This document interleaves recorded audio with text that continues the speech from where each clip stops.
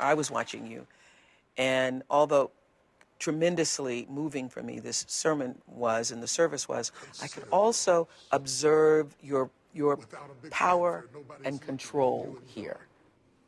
The eyes of the church are closed, the heads are bowed. I mean, you are the master of this thing. You are running this thing. Yeah, make no mistake about it. Who is in charge here? Okay? So how do you make sure that with all of that going on, you walk the walk? I'm laughing at that because I've been to the Oprah show. So it's not hard to explain that to you. From a spiritual perspective, I'm the one who has to give an account for what goes on here. So the buck stops with me. When you start talking about keeping you in check, I can't give any one person credit for that. First, some of that is prayer, some of that's the Holy Spirit, some of that is life. I don't always stay in check. I go over the line. I've had to apologize every day for something, both to God and to people. I'm not perfect. Jesus is perfect. I don't present myself as the answer. He's the answer. I'm the mailman. I'm not the mail. And as long as you understand that I'm not the mail, we're good. If somehow, by God's grace, something I have said has made you consider your own fish and your own loaves, and suddenly you see Jesus in the scraps of your life holding you together, bringing you through, you ought to come to him. You ought to give your life to him. Are there many paths or different paths to God? Great question. Let me answer that this way.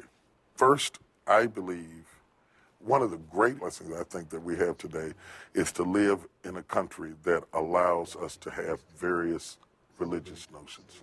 I'm so thankful that I don't have Congress deciding what I'm going to believe. Having said that, and with that tolerance and celebrating that tolerance, I believe that we all take different paths. Some people find God in church, some people find God at the house, some people find God in their bedroom, some people find God in prison.